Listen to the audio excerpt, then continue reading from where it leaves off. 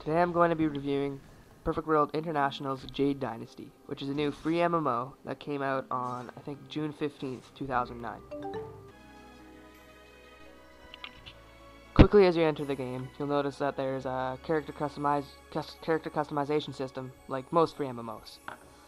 This may not be as extensive as Perfect World's International's Perfect World, which you can pretty much customize anything on the characters in that game. This is not as much as that. It has some choices, like you can change the hair. There's like 7 choices of hair, 7 choices of face, but most of them look really good, and you can get some like cool combinations. And there's animations with the face and the hair when you're playing the game, so it looks pretty good. So it's a pretty fair trade-off, I think. You'll also notice that there's not multiple races to choose from, but in the mythology the game is based on, it wouldn't really make sense if there was elves or taurens or something, because it wouldn't really work in the time and what it is based on. Of course, you can choose your male and your female character. You can change the name and everything. And the developers do say they're gonna come out with some special fashion items or something that can further customize the look of your character.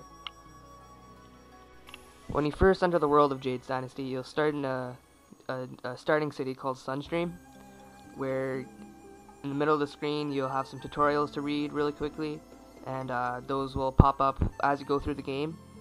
There's also a quest giver that will give you some of the beginning quests that you can go through, that will give you some like easy free levels and some easy free items, and it'll help you learn how to play the game. And it's pretty easy to get the hang of it. It's sort of a learning curve, but it doesn't take maybe like 3 or 4 hours, so you'll have most of the game down. You may have thought it was weird that I didn't mention anything about character classes in the creation system, because in this game, at level 15, you choose your faction, which is kind of like a class in other free MMOs, or MMOs for that matter. There are 5 factions in the game. There's Vim, Lupin, Modo, Skysong, and Jaden, and they all have their like unique skills, skill trees, and tomes and everything, which so they're all like completely different. If you're gonna play a Modo, it's gonna be completely different than the experience you would have in the game with maybe a Skysong or a Jade, because they're like completely different. One thing where this game does something really right is quests. There are 5 types of quests in the game. I'm not gonna go in too deep of what each type is, but the quests in these games are like, none of them are like way too hard or something. It's not like kill 500 of these. It's like kill 30 like max. And the rewards are always good, and the mandatory quests in the game, the ones you have to do, they tie into a pretty fairly done story. So yeah, it does it pretty good. It's not like some other games where there's only like 3 quests, like each like 10 levels. There's tons of quests in this game, and they're all pretty fun. As you'd expect from Perfect World International, this game looks stunning. Like, it's really well, like the graphics are really well done for a free MMO. The draw distance isn't like it's like very good. It's not like fantastic, but that could be better. But like everything else looks really good. There's good textures and effects. The water looks really cool. It looks great. It doesn't look as good as Perfect World, but it's pretty close, and you can tell it probably uses the same engine as well. So it's a really good looking game. Some people might be wondering if there are mounts in this game. There are mounts, but it's kind of sketchy like how you get them. They say you can get them in game, but to actually get them in game, it costs like a shitload of money, and you have to be like a really high level to get that much. So they're pretty hard to get in game. You can also get them in the cash shop a lot easier. It's like $15–20 a mount, but these mounts look epic. Like, they're cooler than World of Warcraft's mounts. They're some of the best mounts I've seen in games. They could maybe like go a little bit faster, but they look great. So I don't know, maybe it's worth it. Like, and currently I think there's 5 ground mounts and 2 or 3 flying mounts. But I've seen like trailers and stuff. I'm pretty sure there's like a amount of 15 mounts when they're done updating the game and everything. So yeah, so it's gonna be pretty cool once they get all the mounts in there. Well, now I'm gonna talk about one of the things that truly sets this game apart from other free MMOs and pay-to-play MMOs for that matter. It's a really cool feature. It's called the Esper. You get these at level 15. They're kind of like pets. They follow you around. They can fight. If you see on my guy there's like the little red thing going around his head. That's the Esper. Espers have the ability to invigorate.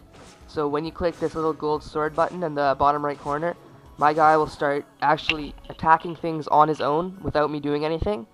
And so he can like grind and kill monsters for quests, do that stuff. Like there's settings that you can set him to attack certain monsters, or when to use skills, when to use health potions. So it's really cool. Of course, they don't make it that unfair. It does run out, and there's the red bar on top of the blue sword on the bottom right corner. That's the Esper's energy. That can run out, but it lasts a really long time, and it's kind of every day you get these stones that will refill your Esper's energy. So in my opinion, it doesn't really run out. Like I once grinded for like 5 hours without it even running out. So it's pretty cool. So each faction has their own Espers that you can get at level 15. So all the factions will have different looking ones, and they'll have different skills and abilities. You can level up your Esper to make it have stronger attacks. The more you use the Esper attacks, the faster it will level up. Later in the game, when you're higher level, you can get other cooler Espers. So yeah, it's a pretty cool way to level. It makes the game a lot more enjoyable.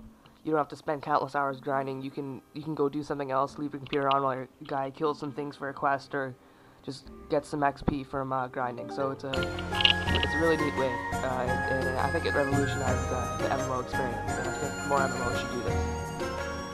Now, of course, this isn't the only unique way of leveling in this game. There are other smaller ways that your character can progress.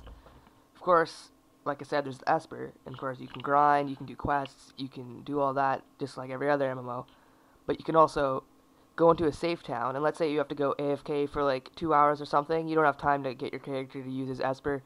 You click this Buddha on the top right corner of your game, and your character will start to meditate. And that's when like the blue orb is around him, or the purple orb, and he'll get a continuous flow of XP every minute. It's not that fast, but like if you come back after 2 hours of going out for dinner or something, you might it's nice to have like another 10% done from just meditating. Apparently later in the game, there's also a way to you get this item. So when you log out, you can click this box that says Dream, so your character will actually get XP while you're offline. I'm pretty sure this item is probably really hard to get, but it's cool if maybe you have to go away on a vacation or something. You can come back and your character will progress. So it's good, like, let's say all your friends are progressing while you're gone, you can come back and your character will progress with them, but you didn't even play. Of course, it's probably not as fast, but you'll probably get a few levels if you're gone for a while. Another really cool and useful feature in this game that makes it a lot more enjoyable is the auto route system. If you open your map and you click anywhere in your map, your guy will just run there automatically. He like really rarely he'll get stuck on anything, like really rarely. And like let's say you need to do a quest and kill like 50 spiders or something. You can open the quest panel, click the bolded kill 50 spiders. It will be bolded spiders. You click the spiders and your guy will run to the spiders. Just like that, he'll just run there. If you have to go to an NPC, you just click the NPC in your quest thing and he'll run there. It's really cool. A few more things. The gear in this game, it looks really good. Like, depending on what faction you play, all the factions have completely different looking gear. You get new gear every 15 levels. In my opinion, the Moto gear looks the coolest, but all the gear in the game looks pretty nice. Like, it's all ancient China based. So if you don't like that stuff, you might not, might not be into it. But it's still pretty. It's cool looking in my opinion, and a lot of other people's too. So that's my review of Jade Dynasty. This is a great game. I suggest you pick it up. Well, pick it up, download it. It's free. It's free to play. It's amazing. Like, it's really good for a free to play game. The cash shop isn't that demanding. Like, you don't have to buy anything in the cash shop. It won't affect your gameplay. It's not going to give you any like advantages over someone else in like PvP or something, so you don't have to worry about that. I give this game a 4.6 out of 5. It's really good. I suggest you check it out. So comment, rate, and subscribe if you like my review. And this is my first review on this channel, and I'll probably do some more reviews soon. I'll probably do Runes of Magic next, or you guys can suggest some reviews for me to do in the comments. Thanks for watching.